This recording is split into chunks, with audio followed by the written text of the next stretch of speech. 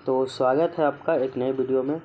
जैसा कि आपको पता है, आने वाली 14 जेपीएससी प्रीलिम्स एग्ज़ाम के लिए हम लोग 100 टेस्ट का सीरीज स्टार्ट किए हैं, जिसके अंतर्गत पेपर 1 जो आपका जनरल जीएस है इसके लिए 50 टेस्ट और पेपर 2 जो आपका झारखंड स्पेशल है इसके लिए भी 50 टेस्ट हम लोग कवर करेंगे। और इसी क्रम में अगर देखा जाए तो जो आपका पेपर 2 है झारखंड स्पेशल, इसका टेस्ट नंबर 4 का हम लोग डिस्कशन कर रहे थे और ये टेस्ट नंबर 4 का ये थर्ड पार्ट होगा। अगर हम लोग देखें पिछले इसके 2 पार्ट में हम लोग क्या क्या पढ़े हैं, एक बार उसको हम लोग देख लेते हैं। तो सबसे पहले हम लोग भाग ए के अंतर्गत झारखंड का इतिहास है, जिसमें हम लोग मांझी प्रज्ञा शासन व्यवस्था को कवर किए हैं। भाग बी में हम लोग जनजातीय विद्रोह से संबंधित जितने भी व्यक्ति हैं इनके बारे में पढ़े हैं। उसके अलावा भाग सी के अंतर्गत हम लोग विभिन्न अलग अलग जनजातियों का जो वधु मूल्य है उसको देखे थे। भाग डी में हम लोग पारंपरिक कला और लोक नृत्य के अंतर्गत सदानी लोक नृत्य को देखे थे। इसके अलावा भाग ई के अंतर्गत हम लोग झारखंडी साहित्य और साहित्यकार के अंतर्गत खड़िया जनजाति का जो भी साहित्य है उसको हम लोग देखे थे। इसके अलावा भाग एफ में हम लोग प्रमुख शिक्षण संस्थान वाला टॉपिक के अंतर्गत जो है वो झारखंड के यूनिवर्सिटी के बारे में देखे थे, जिसमें हम लोग बिरला इंस्टीट्यूट ऑफ टेक्नोलॉजी जिसको हम लोग BIT मेसरा कहते हैं इसके बारे में, और साथ ही साथ बिरसा कृषि विश्वविद्यालय जो कि कांके में है इसके बारे में पढ़े थे। इसके अलावा भाग जी के अंतर्गत हम लोग खेल कूद वाला सेक्शन देखे थे और खेल कूद में हम लोग तीरंदाजी वाला जो है टॉपिक कवर किए थे। इसके अलावा भाग एच में हम लोग CNT एक्ट का चैप्टर नंबर 3 पढ़े थे, ठीक है। और उसके बाद अगर देखें हम लोग तो भाग आई के अंतर्गत हम लोग झारखंड के भूगोल के अंतर्गत झारखंड की अफवाह प्रणाली के संदर्भ में हम लोग पिछले क्लास में पढ़ चुके हैं। और हम सभी को पता है कि झारखंड का जो भूगोल है इसमें हम लोग अफवाह प्रणाली वाला जो टॉपिक है, तो अफवाह प्रणाली यानी कि ड्रेनेज सिस्टम में हम लोग नदी, जलप्रपात और गर्म जल कुंड इन तीनों को आपस में मिलाकर पढ़ते हैं। तो पिछले क्लास में हम लोग यहाँ तक की जो चर्चा कर चुके हैं। आज अगर हम लोग देखें तो आज की क्लास में हम लोग भाग जे जो कि आपका विस्थापन और पुनर्वास नीति ये वाला सेक्शन है, ये वाला टॉपिक है। इसमें हम लोग चैप्टर नंबर 1, चैप्टर नंबर 2 और चैप्टर जो है 1 और 2 जो है इसको हम लोग कवर करेंगे। यानी कि भाग जे जो कि आपका नीति वाला सेक्शन है, इसमें हम लोग विस्थापन और पुनर्वास नीति पढ़ेंगे, जिसमें चैप्टर 1 प्रस्तावना और चैप्टर 2 जो उद्देश्य है इसको हम लोग पढ़ेंगे।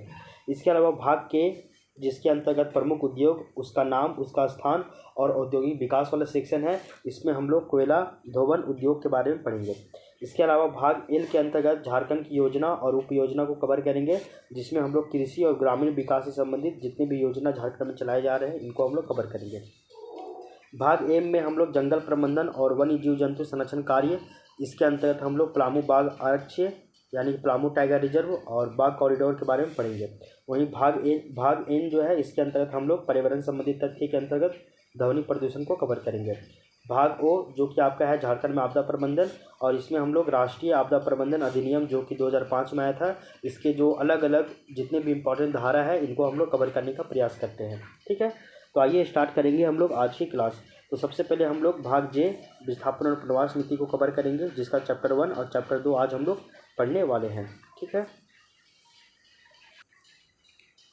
तो ये रहा आपका विस्थापन एवं पुनर्वास नीति। तो इसका हम लोग चैप्टर 1 जो कि है प्रस्तावना यानी कि प्रियम्बल और चैप्टर 2 जो कि है उद्देश्य यानी कि पर्पस, इन दोनों चैप्टर को आज हम लोग पढ़ने का प्रयास करेंगे। सबसे पहले आपको पता होना चाहिए कि ये जो विस्थापन और पुनर्वास जो नीति है ये कब आया था। तो ये गजट में 25 जुलाई 2008 को प्रकाशित किया गया था, ठीक है ना। तो 25 जुलाई 2008 को विस्थापन और पुनर्वास नीति आया था। अगर हम लोग देखें तो विस्थापन और जो पुनर्वास नीति है इसमें टोटल 9 चैप्टर देखने को मिलते हैं, जिनमें से पहला चैप्टर और दूसरा चैप्टर आज की क्लास में हम लोग पढ़ेंगे। अगर हम लोग सभी चैप्टर का नाम देख लें तो चैप्टर नंबर 1 आपका है प्रस्तावना, चैप्टर नंबर 2 है उद्देश्य, चैप्टर नंबर 3 है आपका परिभाषा। वहीं चैप्टर नंबर 4 की बात करें तो इसका नाम है परियोजनाओं का सामाजिक प्रभाव का मूल्यांकन। तो परियोजनाओं का स्वाभाविक सामाजिक प्रभाव का मूल्यांकन, ये चैप्टर नंबर 4 का बात करते हैं हम लोग। और इसी में हम लोग 2 चीज़ पढ़ना पड़ता है, एक है सामाजिक प्रभाव मूल्यांकन जिसको हम लोग बोलते हैं SIA, और दूसरा है पर्यावरणीय प्रभाव मूल्यांकन जिसको हम लोग बोलते हैं EIA, ठीक है। वहीं चैप्टर नंबर 5 की अगर हम लोग बात करें तो उसका नाम है विस्थापन और पुनर्वास प्रशासक तथा आयुक्त की नियुक्ति तथा उनकी शक्तियों और उनकी जो कार्य, ये चैप्टर नंबर 5 है। वहीं चैप्टर नंबर 6 की बात करें तो ये है आपका पुनर्स्थापन और पुनर्वास योजना। वहीं चैप्टर नंबर 7 देखिए तो ये है प्रभावित परिवारों के लिए पुनर्स्थापन और पुनर्वास लाभ। और चैप्टर नंबर 8 जो है वो है आपका शिकायत निवारण तंत्र। वहीं चैप्टर नंबर 9 जो है वो है एक आपका निगरानी तंत्र। तो इस तरह से देखिएगा, तो ये ज़्यादा बड़ा कुछ नहीं है, ये 9 चैप्टर में आपका विस्थापन और पुनर्वास नीति कंप्लीट हो जाता है। अब हम लोग एक एक करके पढ़ते हैं। सबसे पहले हम लोग आज चैप्टर नंबर 1 जो कि प्रस्तावना है उसको हम लोग कवर करेंगे। तो बोला जा रहा है कि झारखंड राज्य के ऐतिहासिक घटनाओं का पुनर्विलोकन करने पर यह महसूस होता है कि झारखंड के लोगों विशेषकर आदिवासी प्रमुखों द्वारा कई विद्रोह किए गए हैं, क्योंकि वे अपनी सभ्यता रीति रिवाजों में बाहरी हस्तक्षेप के विरुद्ध आक्रोशित थे। सिंपल सी बात है, हम देखते आए हैं कि आदिकाल से हमारे यहाँ जो भी आदिवासी बहुल क्षेत्रों में देखा जाता है कई सारे विद्रोह हुए हैं, क्योंकि ये अपना आदिवासी लोगों का अपना कल्चर होता है, अपना सभ्यता होता है। इसमें अगर उनके जो रीति रिवाज है इनमें अगर किसी भी तरह का बाहरी हस्तक्षेप होगा तो वो तो भैया आक्रोशित होंगे ही ना, सिंपल सी बात है। आगे देखिए, स्वतंत्रता प्राप्ति के बाद आदिवासियों एवं स्थानीय व्यक्तियों के द्वारा अपने हितों की रक्षा करने के लिए अलग राज्य की मांग की जाने लगी, जिसके लिए बहुत ही लंबा संघर्ष चला। परिणाम स्वरूप अंततः 15 नवंबर 2000 ईस्वी में अलग राज्य की परिकल्पना जो है वो साकार हुई। तो कई सारे संघर्ष करने के बाद जो है वो फाइनली 15 नवंबर 2000 ईस्वी को झारखंड एक अलग राज्य के रूप में जो है वो अस्तित्व में आया। प्राकृतिक संसाधनों से परिपूर्ण राज्य के लोगों की सोच थी कि राज्य के औद्योगिकीकरण से राज्य के लोगों, देखो यहाँ के राज्य में हमारे झारखंड में कई सारे संसाधन हैं, प्राकृतिक संसाधनों की यहाँ पे क्या है, प्रचुरता है। ऐसे में यहाँ के लोगों का सोच था कि राज्य का अगर इंडस्ट्रियलाइजेशन होगा, औद्योगिकीकरण होगा, तो इससे झारखंड के लोगों को क्या होगा, फायदा होगा। लेकिन ऐसा कुछ हो नहीं रहा है। पूर्व में भूमि अधिग्रहण, कोल बियरिंग एरियाज, एंड उद्योगों, डेमो एवं खानों की भूमि अर्जित की गई। भूमि अधिग्रहण से काफ़ी बड़ी संख्या जो है उससे लोग क्या होने लगे, विस्थापित हुए और अपनी वन, भूमि, जल संसाधन, सामुदायिक पहचान और जीविकोपार्जन, ये सभी वो लोग क्या किए, अपना खो बैठे। तो जब भूमि का अधिग्रहण किया, कोल बेयरिंग एरियाज में उद्योग के लिए, डैम बनाने के लिए, खान के लिए भूमि अर्जन किया गया, तो ऐसे में लोग जो है वो विस्थापित हुए।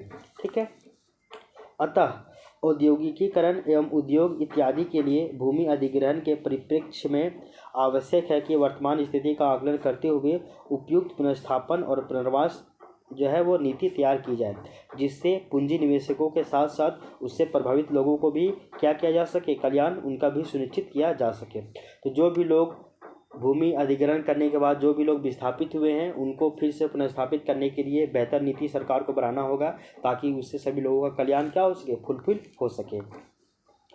आगे देखिए, विगत 60 से 70 वर्षों में रोजगार के लिए झारखंड में आने वाले लोगों की संख्या में काफ़ी वृद्धि हुई है, जिससे झारखंड के लोगों की, विशेषकर आदिवासी लोगों की सामाजिक, आर्थिक, राजनीतिक एवं सांस्कृतिक पहचान पर प्रतिकूल प्रभाव पड़ा है। तो 60 से 70 साल में देखिएगा तो झारखंड में रोजगार के लिए बहुत सारे लोग यहाँ पे आए हैं, और आने के बाद यहाँ का जो आदिवासी है उनका सामाजिक, आर्थिक, राजनीतिक और जो भी उनका सांस्कृतिक पहचान था ये इनका और भी बढ़ा है। झारखंड राज्य की जनसंख्या में आदिवासियों की जनसंख्या वर्ष 1931 में 50% से घटकर 2011 में मात्र 26.2% रहा। तो 1931 में झारखंड में जितना भी जनजाति था, इसमें झारखंड में जितना भी जनसंख्या था उसमें जनजातियों का परसेंटेज 50% था। लेकिन 2011 के जनगणना के अनुसार यहाँ के कुल जनसंख्या में अगर हम लोग देखें तो हम लोग जनसंख्या की बात करते हैं 3,29,88,134 यहाँ का टोटल जनसंख्या है अकॉर्डिंग टू 2011 सेंसस। लेकिन उसमें से भी अब 2011 में जो जनजातियों का जो परसेंटेज है वो मात्र 26.2% रह गया, यानी कि घट रहा है ना। राज्य में आदिवासियों की जनसंख्या घटने के कारण विधानसभा में अनुसूचित जनजातियों के सदस्यों की आरक्षित सीटों की संख्या 1971 में 32 से घटकर कितना हो गई, 28 हो गई। और इसी तरह लोकसभा में भी आदिवासियों के लिए आरक्षित सीटों की संख्या जो है वो 7 से घटकर कितना हो गई, 5 हो गई। हम सभी को पता है कि झारखंड में जो है वो आपका 81 विधानसभा सीट है। झारखंड में अगर हम लोग देखें तो 14 आपका लोकसभा सीट है और 6 जो है वो आपका राज्यसभा सीट है, ये हम सभी को पता है। हम लोग ये भी जानते हैं कि 81 को जो विधानसभा सीट है इसका भी कैटेगरी बांटा गया है। जैसे कि आपका देखें तो 44 गो जनरल के लिए है, 28 गो एससी के लिए, एसटी के लोगों के लिए है, और इसी करके बांटा गया है। फिर एससी लोगों के लिए बांटा गया है। तो इस तरह से देखिएगा तो 81 गो विधानसभा सीट है, 14 गो लोकसभा सीट है, 6 गो राज्यसभा सीट झारखंड में देखने को मिलते हैं। ठीक है, तो ये जितना भी है ये आपका चैप्टर नंबर 1 था। और हम सभी को पता है कि चैप्टर नंबर 1 जो है विस्थापन और प्रवास नीति का, इसका चैप्टर नंबर 1 प्रस्तावना है, और ये प्रस्तावना की चर्चा हम लोग अभी तक देख चुके हैं। अब हम लोग जो है वो चैप्टर नंबर 2 की तरफ चलेंगे। और चैप्टर नंबर 2 क्या है, तो वो है आपका उद्देश्य। चैप्टर नंबर 2 क्या है, उद्देश्य है। चैप्टर नंबर 2 उद्देश्य है। तो इसको देखिए, तो बोला जा रहा है कि जहाँ तक संभव हो न्यूनतम विस्थापन हो, विस्थापन ना करने अथवा कम से कम विस्थापन करने के लिए विकल्पों को बढ़ावा देना है। तो ये जो विस्थापन और पुनर्वास नीति लाया गया था, इसका उद्देश्य क्या है वो देख लीजिए। सबसे पहला उद्देश्य तो ये है कि जहाँ तक संभव हो न्यूनतम विस्थापन होना चाहिए। विस्थापन ना करने अथवा कम से कम विस्थापन करने के जो भी ऑप्शन हो, जो भी विकल्प हो, उनको बढ़ाना चाहिए। जहाँ तक संभव हो बंजर भूमि, कम उर्वरा वाले या फिर गैर सिंचित भूमि पर ही परियोजनाएं स्थापित करना चाहिए। जैसे कि अगर आपको कभी भी अगर कोई मल्टीपर्पज़ प्रोजेक्ट लगाना है तो ऐसे में आप जंगलों को काटिए मत। जो भी बंजर भूमि है या फिर अगर कोई गैर सिंचित भूमि है तो वहाँ पे आप परियोजना लगाइए। बाकी बात भूमि को आप खराब मत कीजिए। समाज के कमज़ोर वर्गों, विशेषकर अनुसूचित जनजाति तथा अनुसूचित जाति, इसके अधिकारों की रक्षा करनी चाहिए। साथ ही इन समुदायों की भूमि बहुफसली और गैर सिंचित का प्रयोग कम से कम होना चाहिए। ये सभी भी कर सकते हैं, इसका ये पर्पस है। इसके अलावा पुनर्वास प्रक्रिया का तेज़ी से क्रियान्वयन सुनिश्चित किया जाना, ये भी इसका पर्पस है। इसके अलावा प्रभावित परिवारों को बेहतर जीवन का स्तर उपलब्ध कराना तथा सतत रूप से उन्हें आय मुहैया कराने वाले संयुक्त प्रयास करना, ये सभी इस नीति का क्या है, पर्पस है। इसके अलावा पुनर्वास कार्यों को विकास योजनाओं तथा क्रियान्वयन या फिर कार्यान्वयन प्रक्रिया के साथ एकीकृत करना। तो जो भी पुनर्वास, जो आपका रिहैबिलिटेशन जो भी प्रोग्राम है, इन प्रोग्रामों को स्कीम के साथ जोड़ना, ठीक ना, ये इनका क्या है, पर्पस है। इसके अलावा उन सभी परियोजनाओं में जिससे 100 या उससे अधिक परिवारों का अनैच्छिक विस्थापन होता है, उसमें सामाजिक प्रभाव मूल्यांकन कराया जाए, ये भी इसका पर्पस है। इसके अलावा जहाँ तक विस्थापन भूमि अर्जन के कारण होता है, वहाँ पर अर्जनकारी निकाय तथा प्रभावित परिवारों के बीच आपसी सहयोग के जरिए सौहार्दपूर्ण संबंध व्यवस्था जो है स्थापित करना चाहिए। ये सभी इसका क्या है, पर्पस है। ठीक है, तो ये जो है विस्थापन और पुनर्वास नीति जो कि आपका 9 चैप्टर में देखने को मिलता है, इसका चैप्टर नंबर 1 प्रस्तावना था और इसका चैप्टर नंबर 2 आपका उद्देश्य था। ये दोनों हम लोग आज के क्लास में कंप्लीट कर चुके हैं। अब हम लोग इसके आगे की चर्चा करते हैं। तो अब हम लोग थोड़ा सा देखेंगे कोयला धवन उद्योग के बारे में, क्योंकि हम सभी को पता है कि हम लोग झारखंड में जितना भी उद्योग वाला सेक्शन है, तो एक सेक्शन हम लोग का आता ही है जिसका हम लोग अगर बोले तो सेक्शन नंबर के हो जाता है, जिसमें प्रमुख उद्योगों का नाम, उसका स्थान और औद्योगिक विकास, ये वाला सेक्शन है। और इसमें हम लोग आज कोयला धवन उद्योग के बारे में पढ़ेंगे। क्या, तो कोयला धवन उद्योग के बारे में सबसे पहले देख लीजिए। कोयला धोवन गृहों के द्वारा कोयले से सैल, फायर के लिए आदि अशुद्धियों को दूर किया जाता है। तो जब कोल को धोया जाता है यानी कोयला को धोया जाता है तो उससे सेल को और उससे जो फायर के लिए है इसको दूर किया जाता है। सेल बोले तो सिलिका को दूर किया जा रहा है। आगे देख लीजिए, पीपरवार कोल वासरी जो कि चतरा में है, ये एशिया की सबसे बड़ी कोल वासरी है, जिसकी अगर क्षमता की बात की जाए तो ये आपका 6.5 मिलियन टन है। तो 6.5 मिलियन टन पीपरवार कोल वासरी जो कि चतरा में है, इसका क्षमता है। प्रमुख कोल वासरी की अगर हम लोग बात करें तो जैसे कि सबसे पहले है कठारा कोल वासरी जो कि बोकारो में है। इसका स्थापना 1969 में हुआ था और ये सोवियत संघ के सहयोग से ये स्थापित किया गया था। इसके अलावा बोकारो में ही सवांग वासरी भी है। तो ये भी जो कोल वासरी है ये भी बोकारो में है। इसका स्थापना 1970 में हुआ था और बोला जाता है कि मैसर्स मैकनली और मैसर्स KHD वेडाक के सहयोग से स्थापित किया गया था सवांग कोल वासरी। रजरप्पा कोल वासरी जो है ये रजरप्पा में स्थित है, रामगढ़ में। इसका स्थापना 1987 में हुआ था और ये मैसर्स MAMC, तो MAMC तो मैसर्स MAMC इसके द्वारा स्थापित किया गया है रजरप्पा कोलवासरी। केदला कोलवासरी ये रामगढ़ में है, इसका स्थापना 1997 में हुआ था और इसका डिजाइन जो है वो आपका HSCL के द्वारा जो है वो तैयार किया गया था। तो HSCL इसके द्वारा तैयार किया गया था केदला कोलवासरी, जो कि रामगढ़ में ही है। पिपरवार कोलवासरी ये चतरा में है और ये 1997 में इसका स्थापना किया गया था और ये ऑस्ट्रेलिया के सहयोग से स्थापित किया गया था और ये एशिया की सबसे बड़ी कोलवासरी है। पिपरवार कोलवासरी 1997 में, जिसकी क्षमता कितना है 6.5 मिलियन टन इसकी क्षमता है। ठीक है, इसके अलावा देख लीजिए झारखंड के कोयला धोवन उद्योग संचालित करने वाली कौन कौन सी कंपनी है वो देख लीजिए। सबसे पहले एक CCL कंपनी है जिसको हम लोग बोलते हैं सेंट्रल कोलफील्ड लिमिटेड। ये गिद्दी रामगढ़ में, पिपरवार चतरा में, करगाली बोकारो में यहाँ पे ये CCL काम कर रही है, जहाँ पे गैर कोकिंग कोल का जो है वो गैर कोकिंग कोल वासरी है। इसके अलावा कठारा बोकारो में, स्वांग बोकारो में, रजरप्पा रामगढ़ में, केदला रामगढ़ में, ये सभी कोल वासरी है जो कि CCL के अंतर्गत काम कर रहे हैं। इसके अलावा BCCL यानी कि भारत कोकिंग कोल लिमिटेड के अंतर्गत कौन कौन काम कर रहा है, तो दुग्धा बोकारो में, सुदामडी धनबाद में, मुनीडी धनबाद में, महुदा धनबाद में, मधुबन धनबाद में, दहीवारी धनबाद में, पाठेरदी धनबाद में, ये सभी कोकिंग कोल वासरी है। एक तो आपका देखिए गैर कोकिंग कोल वासरी CCL के अंतर्गत काम कर रहा है, जबकि कोकिंग कोल वासरी आपका BCCL के अंतर्गत काम कर रहा है। इसके अलावा steel authority of India limited यानी कि सेल के अंतर्गत चास नाला जो कि धनबाद में है, यहाँ पे कोकिंग कोल वासरी है। ठीक है, इसके अलावा टाटा स्टील भी काम कर रहा है, तो वो पश्चिमी बोकारो।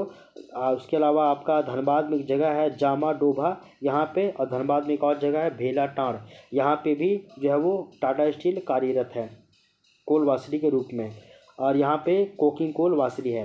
तो देख लीजिए कोकिंग कोल वासरी इसके लिए BCCL काम कर रहा है, कोकिंग कोल वासरी के लिए steel authority of India limited SAIL भी काम कर रहा है, और कोकिंग कोल वासरी के लिए टाटा स्टील भी काम कर रहा है, जबकि गैर कोकिंग कोल वासरी के लिए CCL कंपनी ही कार्यरत है। बस इतना आपको ध्यान में रखना है। आई होप ये लाइन आपको समझ में आ गया होगा। अब देख लीजिए हम लोग कृषि और ग्रामीण विकास से संबंधित जितनी भी योजनाएं झारखंड में चलाई जा रही है इनको हम लोग देखते हैं, और ये सभी आपका पूरा फैक्चुअल डाटा है, जिसको हम लोग केवल पढ़ कर आगे बढ़ते चले जाएंगे, इसमें ज़्यादा टाइम नहीं देंगे हम लोग। ठीक है, तो सबसे पहले देखिए मुख्यमंत्री ग्राम गाड़ी योजना जो कि 2022 में स्टार्ट हुआ था। मुख्यमंत्री ग्राम गाड़ी योजना 2022 में स्टार्ट हुआ था। तो बोला जा रहा है कि इस योजना का मुख्य उद्देश्य विद्यार्थियों, रोगियों तथा किसानों को अनुमंडल तथा जिला मुख्यालय तक जाने हेतु आवागमन की सुविधा उपलब्ध कराना है, और इस योजना के तहत वरिष्ठ नागरिकों, छात्र छात्राओं, सेवानिवृत्त सैनिकों, शारीरिक रूप से 50% दिव्यांग, एड्स पीड़ितों, विधवा पेंशन से आच्छादित महिलाओं तथा झारखंड के आंदोलनकारियों को बस किराए से छूट मिलेगा। ये सभी किसका है, तो ये मुख्यमंत्री ग्राम गाड़ी योजना 2022 में शुरू किया गया था, इसका ये पर्पस है। इस योजना के तहत 42 सीट वाले बसों या फिर वाहनों को शामिल किया जाएगा, और इस योजना के तहत बस मालिकों को भी परमिट व निबंधन शुल्क इसमें भी वो छूट प्रदान किया जाएगा। इसके अलावा देखिए मुख्यमंत्री सूखा राहत योजना जो कि 15 नवंबर 2022 को शुरू किया गया था। बोला जाता है कि इस योजना के तहत राज्य के 22 जिलों में 226 प्रखंडों को सूखा घोषित किया गया है, और सूखा प्रभावित क्षेत्र के प्रत्येक परिवार को राहत हेतु 3,500 रुपया प्रदान किया जाएगा, और इस योजना हेतु आवेदन शुल्क केवल 1 रुपया है। इसके अलावा मसलिया मेगा लिफ्ट सिंचाई योजना 2021-22 में शुरू किया गया है। इस योजना का उद्देश्य राज्य के संथाल परगना क्षेत्र में आदिवासी बाहुल्य दुमका जिले के अंतर्गत भूमि पाइपलाइन के माध्यम से दुमका जिले के बहुत बड़े भूभाग को सुनिश्चित सिंचाई सुविधा उपलब्ध कराना है, जिससे कृषकों और आर्थिक व सामाजिक विकास का मार्ग प्रशस्त हो सके। तो कहने का मतलब अंडरग्राउंड पाइपलाइन के माध्यम से पानी पहुंचाना है। ये है मसलिया मेगा लिफ्ट सिंचाई योजना जो कि कृषि कार्य के लिए ये जो है वो कदम उठाया गया है। चैम्बर ऑफ फार्मर्स योजना 2021-22 में शुरू किया गया था। बोला जाता है कि इसके गठन का उद्देश्य व्यापारियों के बीच बेहतर समन्वय स्थापित करना एवं मार्केटिंग की संभावना को बढ़ाना है। साथ ही साथ कृषकों के समूह को विकसित करके राज्य में लघु कृषि उद्योग को बढ़ावा देना है और कृषि उपज का उचित मूल्य प्राप्त करना है और लघु खाद्य प्रसंस्करण इकाइयों की जो है वो यहाँ पे इसको स्थापित करना है। किसान समृद्धि योजना 2021-22 में शुरू किया गया था। बोला जाता है कि इस योजना के तहत सभी प्रखंडों में सोलर आधारित डीप बोरिंग के द्वारा सिंचाई की सुविधा को सामूहिक रूप से उपलब्ध कराना है। किसान समृद्धि योजना समेकित बिरसा ग्राम विकास योजना जो कि आपका 2021-22 में स्टार्ट किया गया था। तो समेकित बिरसा ग्राम विकास योजना बोला जाता है कि इस योजना के तहत झारखंड के प्रत्येक जिले में एक ग्राम को बिरसा ग्राम के रूप में नामित करके वहाँ पे किसान सर्विस सेंटर की स्थापना करके कृषक समूहों को प्रशिक्षित यानी कि ट्रेन करना है, उनको ट्रेनिंग देना है। इस योजना का एक अन्य उद्देश्य कृषि के विभिन्न आयामों को जोड़ते हुए कृषकों को उनके उत्पाद हेतु बाजार उपलब्ध कराना है, जिससे कि कृषकों की आय में बढ़ोतरी हो सके। ठीक है। झारखंड राज्य उद्यान प्रोत्साहन सोसाइटी 2021-22 में स्टार्ट किया गया था। बोला जाता है कि इस सोसाइटी के गठन का उद्देश्य एक ऐसी संस्थागत व्यवस्था का विकास करना है जो क्षेत्रीय स्तर पर उद्यान निदेशालय एवं राज्य बागवानी मिशन के द्वारा संचालित योजनाओं का बेहतर अनुश्रवण एवं मूल्यांकन तथा पर्याप्त संख्या में तकनीकी रूप से सक्षम मानव बल की सेवा प्राप्त कर सके और इसके गठन के पश्चात कृषकों का उद्यमों एवं व्यापारियों के साथ बेहतर संबंध स्थापित हो जाएगा। गौ मुक्ति धाम की स्थापना ये योजना 2021 में आया था और इस योजना का उद्देश्य गाय के शरीर का पवित्र तरीके से निष्पादन करना है और इसके अंतर्गत झारखंड राज्य के सभी प्रमंडलों में एक एक गौ मुक्ति धाम की स्थापना की जाएगी। जोड़ा बेल वितरण की योजना 2021 में स्टार्ट की गई थी। बोला जाता है कि इस योजना के अंतर्गत राज्य के प्रक्षेत्र तथा उनके गौपालकों के द्वारा प्राप्त नर बछाओं को बैल के रूप में तैयार किया जाएगा तथा इन बैलों को राज्य के सुदूरवर्ती क्षेत्रों में कार्यरत किसानों को वितरित किया जाएगा ताकि किसानों को कम लागत में खेती कार्य में सहयोग मिल सके तथा अधिक उनको मुनाफा हो सके। झारखंड राज्य फसल राहत योजना 2021 में स्टार्ट किया गया था। बोला जाता है कि इस योजना के लागू होने के बाद किसानों की फसलें नष्ट होने पर अब बीमा कंपनी के माध्यम से क्षतिपूर्ति यानी कि उनको कंपनसेशन देकर भरपाई नहीं की जाएगी, बल्कि खुद जो है वो राज्य सरकार सीधे किसानों को नष्ट हुई फसलों की क्षतिपूर्ति उसका कंपनसेशन देगा। और इस योजना के तहत इस योजना के लिए 100 करोड़ रुपये का बजट निर्धारित किया गया है केवल झारखंड राज्य फसल राहत योजना के लिए।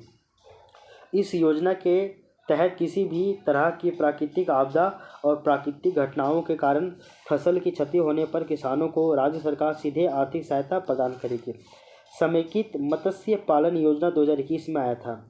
बोला जाता है कि इस योजना का उद्देश्य लाभार्थी को कम लागत में अधिक आय प्राप्त कराना है और इस योजना के तहत प्रायोगिक तौर पर मछली सह बत्तख एवं मछली सह सूकर पालन कराई जाएगी।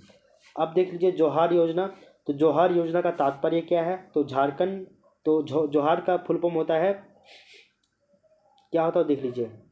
जोहार से तात्पर्य क्या है? Jharkhand opportunity for harnessing rural growth, ये इसका जोहार का फुल फॉर्म है। और इस योजना के तहत वर्ष 2021 और 2022 में कुल 4000 उत्पादक समूहों का निर्माण इसका लक्ष्य निर्धारित किया गया था और जिसके माध्यम से 1,10,000 परिवारों को विभिन्न उत्पादनों से जोड़ा जाना था। इस योजना के तहत अब तक 3,921 उत्पादक समूहों का निर्माण किया जा चुका है और इसके माध्यम से 2,13,000 परिवारों को विभिन्न उत्पादों से जोड़ा गया है। जोहार परियोजना का संचालन वर्ल्ड बैंक की सहायता से किया जाएगा, ये याद रखिएगा। आपातकालीन कृषि ऋण राहत योजना या झारखंड किसान ऋण माफी योजना 2021-22। तो आपातकालीन कृषि ऋण राहत योजना, इसी को ही झारखंड किसान ऋण माफी योजना भी कहते हैं, जो कि 2020-21 में स्टार्ट किया गया था। बोला जाता है कि इस योजना की शुरुआत जामताड़ा के मोलिंदर बेसरा से 7 फरवरी 2021 को झारखंड के कृषि मंत्री बादल पत्र लेख के द्वारा किया गया था और इस योजना का लाभ झारखंड के लगभग 9 लाख किसानों को मिलेगा। और इस योजना के तहत प्रति परिवार एक सदस्य का 50,000 रुपये तक का बैंक ऋण सरकार जो है वो चुकाएगी। एक सदस्य का 50,000 रुपये तक का जो बैंक का लोन होगा उसको वो चुकाएगा। ऋण की राशि किसान के खाते में डीबीटी के माध्यम से भुगतान की जाएगी। 31 मार्च 2020 तक ऋण लेने वाले किसानों को इसका लाभ मिलेगा और इस योजना में रैयत और गैर रैयत दोनों प्रकार के किसानों को शामिल किया जाएगा। किसान को झारखंड का मतदाता होना चाहिए, उसकी आयु 18 वर्ष से अधिक होनी चाहिए और इस योजना का लाभ पूर्व एवं वर्तमान सांसद, विधायक, मंत्री, पूर्व मंत्री, नगर निकायों के वर्तमान अध्यक्ष, जिला परिषदों के वर्तमान अध्यक्ष, केंद्र या राज्य सरकार के अधिकारी, इन सभी को लाभ नहीं मिलेगा। आगे देख लीजिए, 10,000 रुपये मासिक पेंशन पाने वाले व्यक्ति को भी इस योजना से बाहर रखा गया है। ठीक है, अब देख लीजिए मुख्यमंत्री पशुधन विकास योजना, जो कि आपका 2020-21 में ये भी आया था। बोला जाता है कि इस योजना के तहत अच्छी नस्ल की गाय, बकरी, बकरा, सूअर और मुर्गी देकर पारंपरिक पशुपालन की परंपरा को बढ़ावा देकर आर्थिक सशक्तिकरण को बढ़ावा देना है या उनको आर्थिक सशक्त बनाना है। अनुसूचित जनजाति के सदस्यों को 100% तथा विधवा या फिर दिव्यांग या फिर 50 साल से कम या फिर जो भी निसंतान दंपति है इनको 90% तक अनुदान पर जो है वो योजना का लाभ मिलेगा और इसके अलावा दूसरे लोगों को 50% अनुदान पर इस योजना का लाभ मिलेगा। यानी कि मुख्यमंत्री पशुधन विकास योजना, तो इसमें आपको गाय, बकरी, सूअर ये सभी दिया जाएगा अच्छी नस्ल का। तो जो भी अनुसूचित एसटी होंगे इनको 100% दिया जाएगा। जो भी विधवा होगा, दिव्यांग होगा, इन सभी को 90% अनुदान पे जाएगा, ग्रांट पे, और जो भी दूसरे लोग होंगे उनके 50% माफ रहेगा या मानिए अनुदान दिया जाएगा। पोस्ट हार्वेस्ट एवं रिजर्वेशन आधारभूत संरचना के विकास की योजना। तो पोस्ट हार्वेस्ट एवं रिजर्वेशन आधारभूत संरचना के विकास की योजना। बोला जाता है कि इस योजना का उद्देश्य उद्यानिकी फसलों की कटाई के पश्चात नुकसान की रोकथाम करना एवं फलों एवं सब्जियों की शेल्फ लाइफ को बढ़ाते हुए ज़्यादा समय तक उनको संरक्षित रखना। और इसके तहत राज्य में 24 शीतगृह, लघु गृह स्थापना की जाएगी, जिससे किसानों के विपणन में यानी कि बेचने में सहायता मिलेगी और उनकी आय में भी वृद्धि हो सकेगी। बिरसा हरित ग्राम योजना 2020 में स्टार्ट किया गया था। इसका उद्देश्य मनरेगा के तहत 25 करोड़ मानव दिवस का सृजन करना था और सड़क किनारे सरकारी भूमि, व्यक्तिगत भूमि या फिर गैर मजरूआ भूमि पर फलदार पौधे लगाने के लिए ग्रामीणों को प्रोत्साहित करना था। नीलांबर पीतांबर समृद्धि योजना, जो कि 4 जुलाई 2020 को शुरू की गई थी। बोला जाता है कि इस योजना के तहत जल संरक्षण की विभिन्न संरचनाओं का निर्माण करके राज्य की वार्षिक जल क्षमता में 5 लाख करोड़ लीटर जल की वृद्धि करने का लक्ष्य रखा गया है और इस योजना के अंतर्गत 5 लाख एकड़ बंजर भूमि का संवेदन किया जाएगा तथा इसके तहत 10 करोड़ मानव दिवस का जो है वो सृजन किया जाएगा। इस योजना के तहत पलामू, लातेहार और गढ़वा जिले में सूखे की स्थिति में क्या करना, सुधार करना है। मुख्यमंत्री कृषि यंत्रीकरण योजना, तो मुख्यमंत्री कृषि यंत्रीकरण योजना 2020 में आया था और इस योजना के तहत राज्य के किसानों और महिला स्वयं सहायता समूहों के बीच 90% अनुदान पर mini tractor, power tiller, pump set और पाइप आदि वितरित किया जाएगा। कृषि क्लिनिक योजना 2020 में आया था और इस योजना का उद्देश्य किसानों को तकनीकी परामर्श उपलब्ध कराना, कृषि एवं पशुपालन से संबंधित प्रारंभिक प्रशिक्षण देना, साथ ही प्रशिक्षण पूरा करने वाले उद्यम के लिए प्रारंभिक ऋण मुहैया कराना, कृषि क्लिनिक और कृषि व्यवसाय केंद्रों की स्थापना करना ताकि फसलों एवं पशुओं की उत्पादकता और किसानों की आय में क्या हो सके, वृद्धि की जा सके। झारखंड कृषि कार्ड योजना, जो कि 2020 में आया था। बोला जाता है कि इस योजना का मुख्य उद्देश्य किसानों को मिलने वाले अनुदान राशि को सीधे उनके बैंक खाते में देना है ताकि बिचौलियों पर लगाम लग सके। किसानों को सरकारी योजनाओं का लाभ जब वो पहचान पत्र के द्वारा सीधे प्राप्त हो सके। अब हम लोग कोविड-19 किसान तत्काल राहत योजना देखेंगे और ये भी बहुत ही ज़्यादा इम्पोर्टेंट है। ठीक है, आगे देखिए।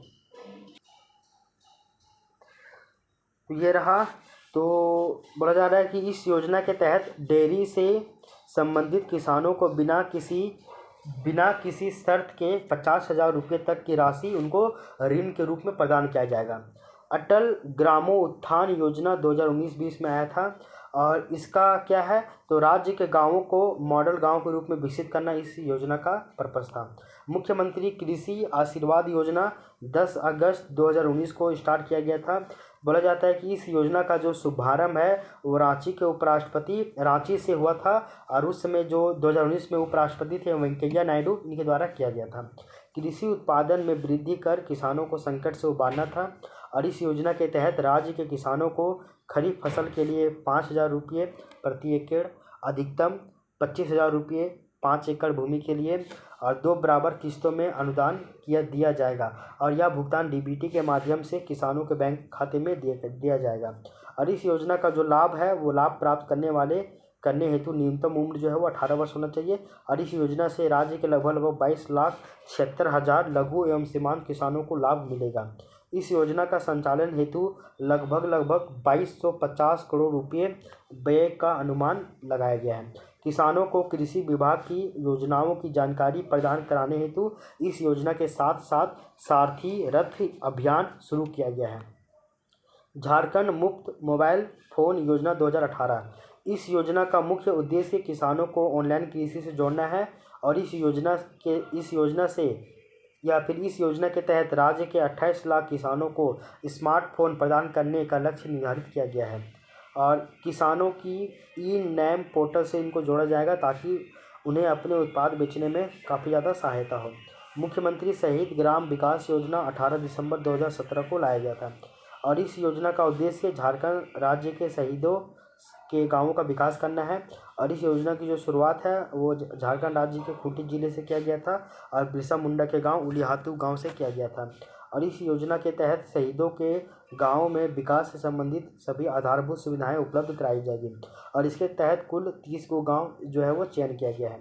नेक्स्ट देखिए आर्या योजना। बोला जाता है कि आर्या का फुल फॉर्म है attract rural youth in agriculture. ग्रामीण युवाओं को कृषि क्षेत्र में आकर्षित करना ताकि हरित क्रांति के लक्ष्य को प्राप्त किया जा सके। इस योजना के तहत आत्मा यानी कि agriculture technology management and training agency जैसी संस्था के माध्यम से प्रत्येक गांव के 2 युवकों का चयन कर उन्हें प्रशिक्षित किया जाएगा। सौभाग्य योजना 31 दिसंबर 2017 को स्टार्ट किया गया था और राज्य के सभी गांवों को बिजली उपलब्ध कराना ये इस योजना का लाभ था।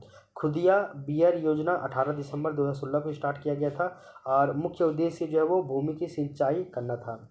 इस योजना के तहत 27 गांवों की 42,000 हेक्टेयर भूमि को सिंचित करने का जो है वो लक्ष्य निर्धारित किया गया था। इस योजना की शुरुआत 50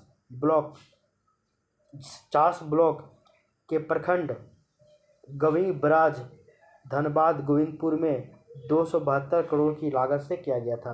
तिलका मांझी कृषि पंप योजना 2 जुलाई 2015 को स्टार्ट किया गया था। अब बोला जाता है कि ग्रामीण किसानों को सिंचाई सुविधा उपलब्ध कराना ये इसका पर्पस था। ठीक है, इसके अलावा देख लीजिए इस योजना के तहत प्रत्येक विधानसभा के 50 गांवों का चयन करके ग्रामीण कृषि पंप को निःशुल्क विद्युत कनेक्शन उपलब्ध कराया जाएगा।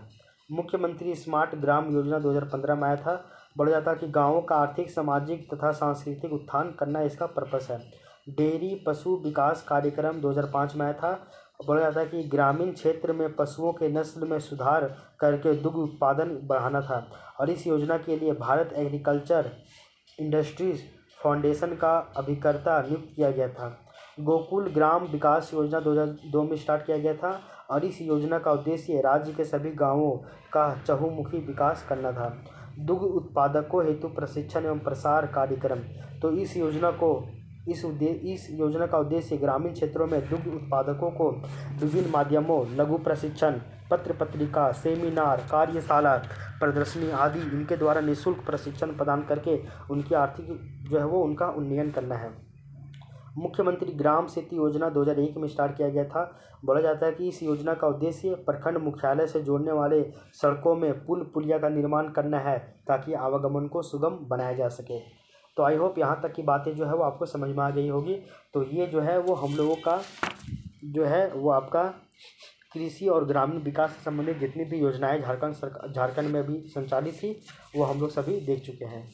ठीक है, अब हम लोग नेक्स्ट टॉपिक की ओर चलते हैं, और जो है आपका जंगल प्रबंधन एवं वन्य जीव जंतु संरक्षण कार्य। ठीक है, और इसमें हम लोग सबसे पहले पलामू बाघ आरक्षी यानी पलामू टाइगर रिजर्व के बारे में पढ़ेंगे। इसके अलावा झारखंड में जितने भी बाघ कॉरिडोर हैं उनको भी हम लोग एक एक करके देख लेंगे। सबसे पहले पलामू बाघ आरक्षी के बारे में देख लीजिए। तो बोला जाता है कि पलामू बाघ अभयारण्य झारखंड का एकमात्र जो है वो बाघ अभयारण्य है, और यह पूर्व में लातेहार वन प्रमंडल, ये देखो ये पूर्व में यानी ईस्ट साइड में लातेहार वन प्रमंडल, और वेस्ट यानी कि पश्चिम साइड में ये गढ़वा वन प्रमंडल, और सरगुजा जिला छत्तीसगढ़, और उत्तर में औरंगा नदी और चतरा और लातेहार जिला के पश्चिमी भाग में ये स्थित है। इसकी स्थापना 1973 ईस्वी में प्रोजेक्ट टाइगर के तहत की गई थी। इसका कुल क्षेत्रफल देखें तो वो आपका 1129 है एग्जैक्ट, लेकिन इसमें लगभग 1130 वर्ग किलोमीटर दिया गया है। ठीक है ना, इतना याद रखिएगा। इसका जो कोर क्षेत्र है वो आपका 414 वर्ग किलोमीटर है, और इसका जो बफर क्षेत्र है वो आपका 716 वर्ग किलोमीटर है। इस अभ्यारण्य की ऊंचाई देखिएगा तो आपका 300 से लेकर 1140 मीटर के बीच में है, और इस जो क्षेत्र है ये क्षेत्र है इसकी औसत वार्षिक वर्षा जो है वो 1036 मिलीमीटर है। इसका तापमान 1 डिग्री सेल्सियस से लेकर 50 डिग्री सेल्सियस के बीच में पाया जाता है।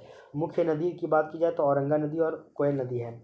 भूगर्भीय संरचना देखिए तो ये है आपका ग्रेनाइट और बलुआ पत्थर यहाँ पे बहुत ज़्यादा मिलेंगे। इस क्षेत्र में बॉक्साइट और कोयला के भंडार भी देखने को मिलते हैं।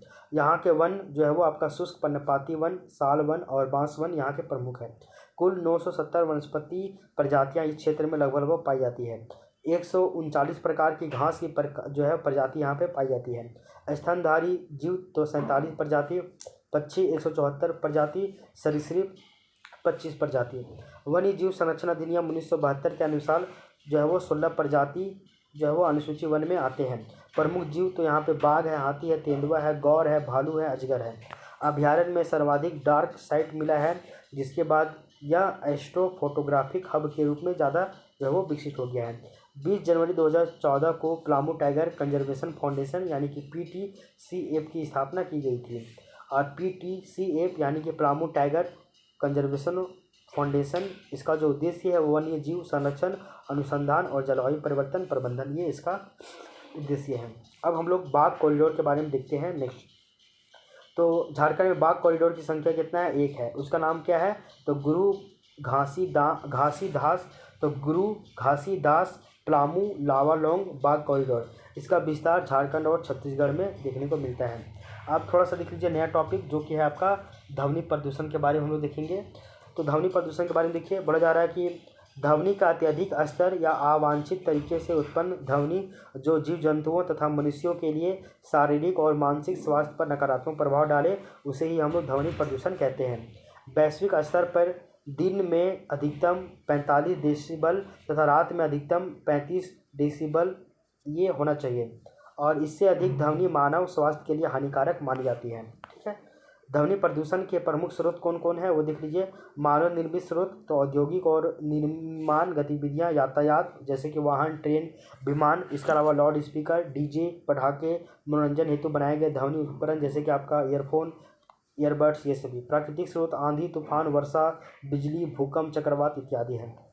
प्रभाव क्या है? तो शारीरिक समस्याएं जैसे कि सुनने की क्षमता में कमी होती है, उच्च रक्तचाप होता है। मानसिक समस्याएं जैसे कि तनाव, डिप्रेशन, चिड़चिड़ापन, नींद में बाधा, ये सभी। विद्यार्थियों में एकाग्रता की कमी आती है। जानवरों में व्यवहारिक परिवर्तन देखने को मिलते हैं। झारखंड में ध्वनि प्रदूषण की बात की जाए तो बोला जाता है कि झारखंड के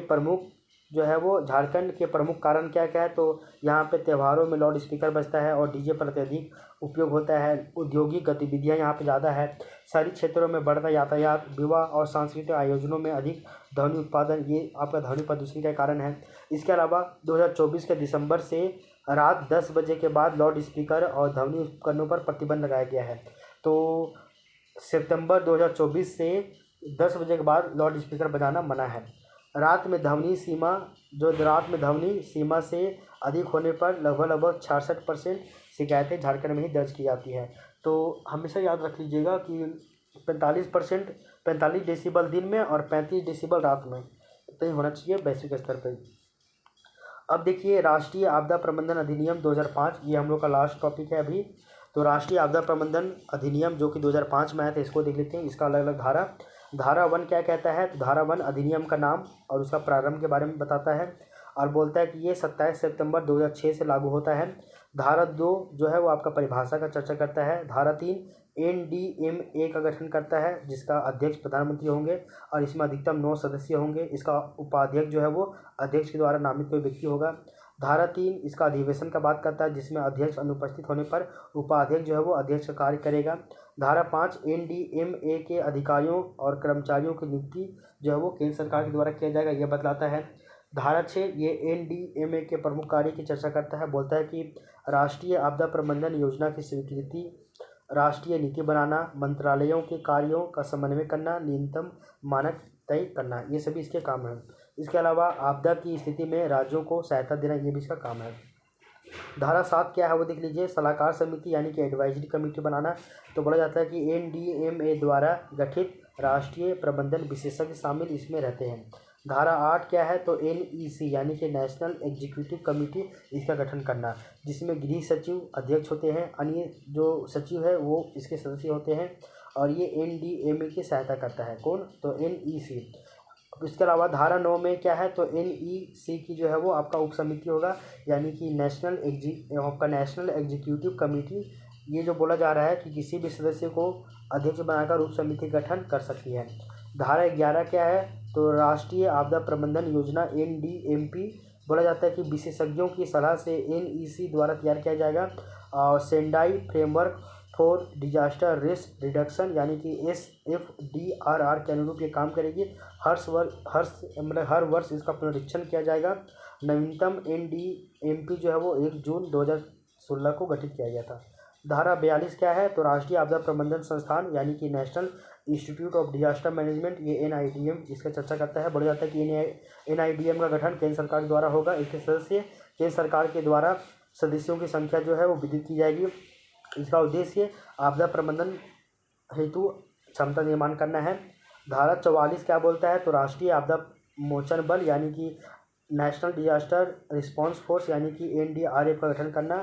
धारा 45 में NDRF का कार्य बोला गया है कि आपदा की स्थिति में राहत और खोज बचाव कार्य जो है वो NDMA के नियंत्रण में करेगा। धारा 46 क्या है, तो राष्ट्रीय आपदा प्रबंधन नीति यानी कि national disaster response fund NDRF, इसका फंड, इसका गठन करना और इसमें राशि का प्रावधान जो है वो केंद्र सरकार संसद की स्वीकृति से करता है। धारा 47 क्या है, तो राष्ट्रीय आपदा समन निधि यानी कि नेशनल डिजास्टर मिटिगेशन फंड, ये NDMF है, इसका गठन करना, निधि का उपयोग और इसका जो व्यय है वो NDMA के द्वारा किया जाएगा। आई होप ये भी आपको समझ में आ गया होगा। तो इस तरह से देखिएगा कि जो आपका टेस्ट नंबर 4 था, इसका ये 3rd पार्ट है और 3rd पार्ट में ही ये जो है वो आपका टेस्ट पूरा कंप्लीट हो गया है। तो आज के क्लास में हम लोग क्या क्या देखें, सबसे पहले हम लोग विस्थापन और पुनर्वास नीति, इसका चैप्टर 1 और इसका चैप्टर 2 देखें। इसके अलावा हम लोग कोयला धोवन उद्योग पढ़े। इसके अलावा हम लोग कृषि और ग्रामीण विकास से संबंधित योजनाएं पढ़े। इसके अलावा जंगल प्रबंधन और वन्य जीव जंतु संरक्षण कार्य के अंतर्गत पलामू बाघ आरक्षीय और बाघ कॉरिडोर के बारे में पढ़े। इसके अलावा ध्वनि प्रदूषण पढ़े। इसके अलावा राष्ट्रीय आपदा प्रबंधन अधिनियम 2005 का जितना भी इम्पोर्टेंट धारा था वो भी हम लोग पढ़ लिए। तो इस तरह से अगर आप देखिएगा तो जो आपका टेस्ट नंबर 4 है पेपर 2 का, ये इसका भी डिस्कशन जो है वो पूरा आपका कंप्लीट हो गया है। अब हम लोग टेस्ट नंबर 5 में मिलते हैं। तो तब तक के लिए thank you, take care, bye bye, आपका दिन शुभ हो।